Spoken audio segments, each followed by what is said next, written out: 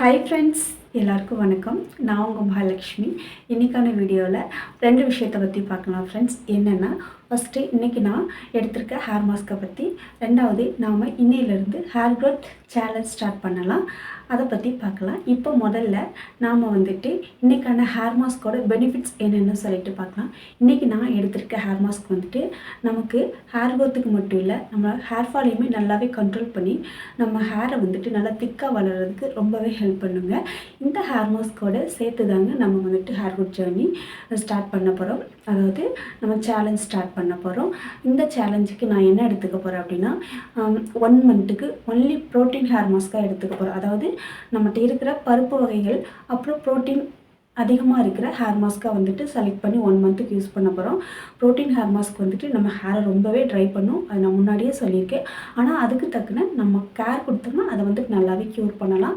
அதனால் நான் 1 month protein hair mask எடுத்துக்க போகிறேன். எதனால் அப்படின்னா, எனக்கு என்ன தான் மேலே ஹேர் திக்காக இருந்த மாதிரி இருந்தாலும் அடியில் போக போக என்னோடய ஹேருமே ரொம்ப சின்னதாக மெல்லிஸாக இருக்கும். ஆனால் அதை டக்குன்னு கரெக்ட் பண்ண முடியாது. பட் இருந்தாலும் நம்ம ப்ரோட்டீன் ஹேர் மாஸ்க் எடுத்து ட்ரை பண்ணி பார்க்கலாம்.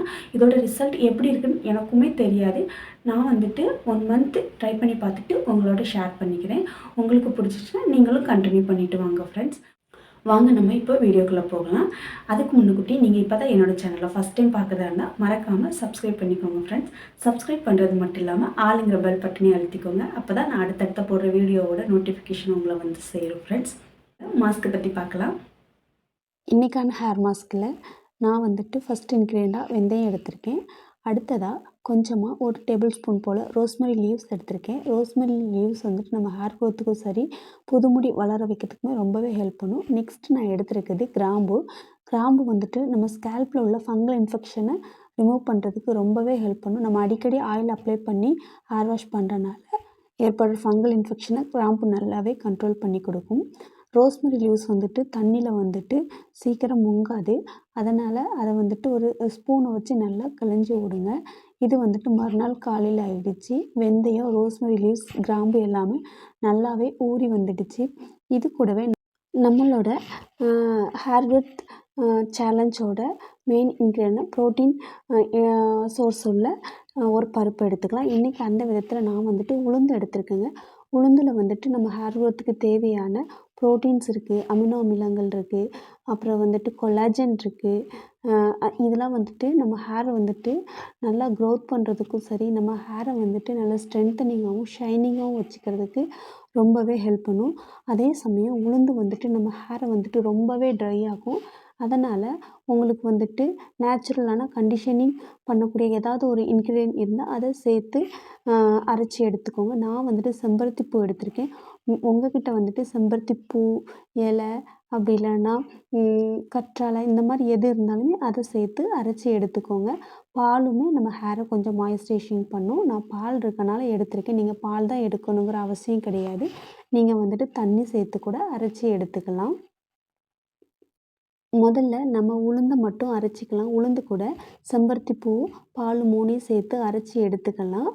அதுக்கப்புறமா வெந்தயத்தை இது கூட சேர்த்து ஆட் பண்ணிக்கலாம். ஏன்னா வெந்தயத்தையும் உளுந்தையும் சேர்த்து அரைச்சோன்னா சீக்கிரம் அரைப்படாது. அதனால் ஃபஸ்ட்டு உளுந்தை அரைச்சிட்டு அதுக்கப்புறமா வெந்தயத்தையும் ரோஸ்மெரி லீவ்ஸையும் சேர்த்து அரைச்சி எடுத்துக்கலாம். இதை நல்ல ஒரு பேஸ்ட்டாக கொஞ்சம் திக் பேஸ்ட்டாக இல்லாமல் கொஞ்சம் வாட்டர் கன்சிஸ்டன்சியில் இருக்கிற மாதிரி எடுத்துக்கோங்க. அப்போ தான் நம்ம ஹேரில் அப்ளை பண்ணுறதுக்கு ரொம்பவே ஹெல்ப் பண்ணும். நீங்கள் இதில் ரோஸ்மெரி லீவ்ஸ் ஆட் பண்ணணுங்கிற அவசியம் இல்லை. நமக்கு ரோஸ்மெரி லீவ்ஸில் என்னென்ன பெனிஃபிட்ஸ் கிடைக்குமோ அது எல்லாமே நம்மளோட சின்ன வெங்காயத்துலேயுமே ரொம்பவுமே அதிகமாகவே இருக்குதுங்க. அதனால் நீங்கள் ரோஸ்மெரி லீவ்ஸ் தான் வாங்கி யூஸ் பண்ணணுங்கிற அவசியம் கிடையாது. ஏன்னா நான் யூஸ் பண்ணது வரைக்குமே சின்ன வெங்காயத்தில் என்னென்ன எனக்கு ரிசல்ட் கிடச்சதோ அதே ரிசல்ட் தாங்க ரோஸ்மெரி லீவ்ஸ்லேயும் கிடச்சிது.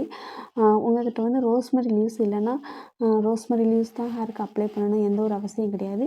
அதே பெனிஃபிட்ஸ் நம்ம வெங்காயத்துலேயும் இருக்கனால நீங்கள் வெங்காயம் கூட ட்ரை பண்ணலாங்க. உங்களுக்கு வெங்காயம், ரோஸ்மெரி லீவ்ஸ் நம்ம அதோட வாட்ரு ஹேர் மாஸ்கில் யூஸ் பண்ணும்போது நமக்கு நிறைய புது முடி தழுத்து வரும்.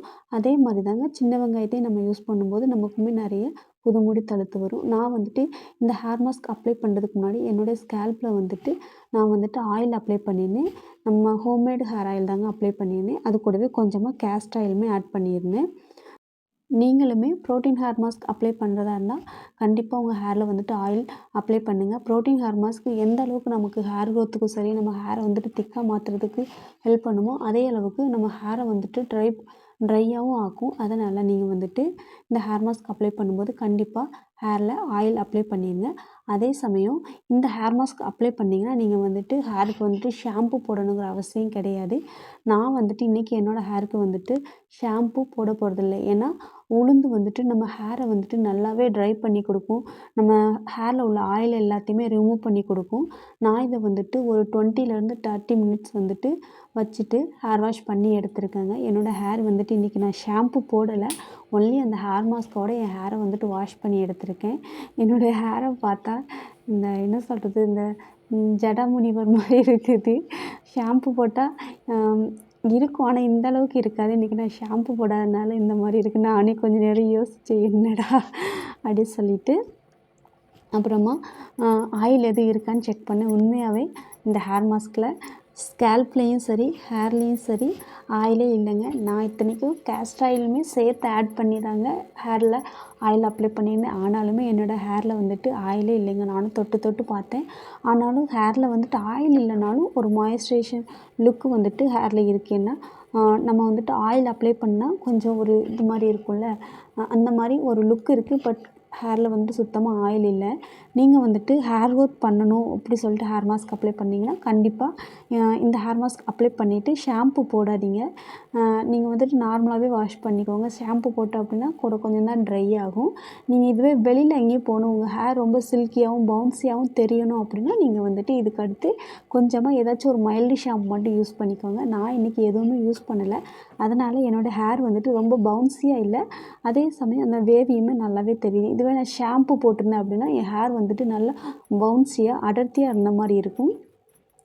ஆனால் இன்றைக்கி நான் ஷாம்பு போடாதனால கொஞ்சம் வந்துட்டு பவுன்ஸியாக தெரில. ஆனால் என்னோடய ஹேர் வந்துட்டு நல்லாவே சில்கியாக இருக்குதுங்க. நான் சிக்கு எல்லாம் எடுத்து முடிச்சதுக்கப்புறம் என்னோடய ஹேர் வந்துட்டு இந்த மாதிரி தான் இருந்தது. இந்த ஹேர் மாஸ்க்கை வந்துட்டு நம்ம வந்துட்டு ஒவ்வொரு வாட்டியும் ஒவ்வொரு ப்ரோட்டீன், அதாவது ஒவ்வொரு பருப்பு சேர்த்து நம்ம வந்துட்டு 1 மந்த் ட்ரை பண்ணிட்டு வரலாம். இதோட ரிசல்ட் எப்படி இருக்குன்னு சொல்லிட்டு நம்ம கடைசியில் பார்க்கலாங்க. இப்போது நம்ம ஹேர் க்ரோத் சேலஞ்ச் ஸ்டார்ட் பண்ண போகிறோம். அதுக்கு வந்துட்டு நம்ம வந்துட்டு எப்படி ஹேரை வந்துட்டு அளக்கிறதுன்னு எனக்கு தெரியல. ஏன்னா நான் வந்துட்டு செல்ஃபாக வீடியோ எடுக்கிறதுனால என்னோடய ஹேரோட லென்த்து வந்து என்னால் அளக்க முடியல. அதுக்கு நான் என்ன பண்ண போகிறேன் அப்படின்னா, நான் வந்துட்டு லாஸ்ட்டாக வந்துட்டு மெஹந்தி அப்ளை பண்ணியிருந்தேன். அப்படிங்கப்போ என்னோடய எல்லா ஹேருமே வந்துட்டு ரெட் கலரில் மாறிடுச்சு. நான் இன்னையிலேருந்து ப்ரோட்டீன் ஹேர் மாஸ்க் ஸ்டார்ட் பண்ணுறேன். என்னோடய ஹேரில் வந்துட்டு ஒயிட் ஹேர் இன்னுமே வளர ஆரம்பிக்கலை. நான் இப்போ வந்துட்டு அப்ளை பண்ண ஆரம்பித்தேன்னா இதுக்கு அப்புறமா வந்துட்டு எனக்கு ஸ்கேல்ப்புக்குள்ளேருந்து வர ஹேர் வந்துட்டு ஒயிட்டாக வரும். நான் எப்போதுமே இப்படி தாங்க என்னோடய ஹேரோட லென்த் வந்துட்டு நான் வந்துட்டு அளந்து பார்ப்பேன். அளக்க மாட்டேன். எனக்கு வந்துட்டு ஹேர் க்ரோத் ஆகுதா ஆகலையா அப்படிங்கிறது நான் இப்படி தான் தெரிஞ்சுக்குவேன். நான் எப்போதுமே மாதத்தில் ஒரு வாட்டி மெஹந்தி அப்ளை பண்ணுவேன். அப்படி மெஹந்தி அப்ளை பண்ணி முடிச்சதுக்கு அப்புறமா 1 மந்த்து கழித்து பார்த்தேன்னா நான் வந்துட்டு மெஹந்தி எது வரைக்கும் அப்ளை பண்ணினோ அது வரைக்குமே எனக்கு ப்ரௌன் கலரில் இருக்கும். அதுக்கு கீழே புதுசாக தழுத்து வர முடி வந்துட்டு ஒயிட் கலரில் இருக்கும்.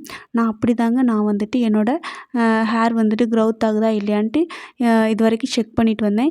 இப்போ கொஞ்ச நாளாக ஃப்ரண்ட் ஹேரில் வந்துட்டு எடுத்து ஹேர் செக் பண்ணிட்டு இருந்தேன். அது எனக்கு வந்துட்டு சாட்டிஸ்ஃபேக்ஷனாக இல்லை நீங்கள் அந்த மாதிரியே ஃப்ரண்ட் ஹேர்லேயே வந்துட்டு எடுத்து அளவெடுத்து சொல்லுங்கன்னு சொன்னாலும் நான் வந்துட்டு சொல்கிறேன். உங்களுக்கு வந்துட்டு எப்படி நான் வந்துட்டு என்னோடய ஹேரோட லென்த்து அளந்து சொல்லணும்னு சொல்லிட்டு தோணுச்சு அப்படின்னா கமெண்ட்டில் சொல்லுங்கள் ஃப்ரெண்ட்ஸ். நான் வந்துட்டு இப்போ ஒரு ஒயிட் ஹேர் எடுத்திருக்கேன். அந்த ஒயிட் ஹேர் வந்துட்டு என்னோடய மூக்கு வரைக்கும் இருக்குது. ஆக்சுவலி அது வந்துட்டு நான் வந்துட்டு ஹேர் க்ரோத் ஜர்னி ஸ்டார்ட் பண்ணுறதுக்கு முன்னக்கூட்டி அந்த ஹேரை வந்துட்டு ஒத்த ஹேரை மட்டும் கட் பண்ணி விடுவேன்.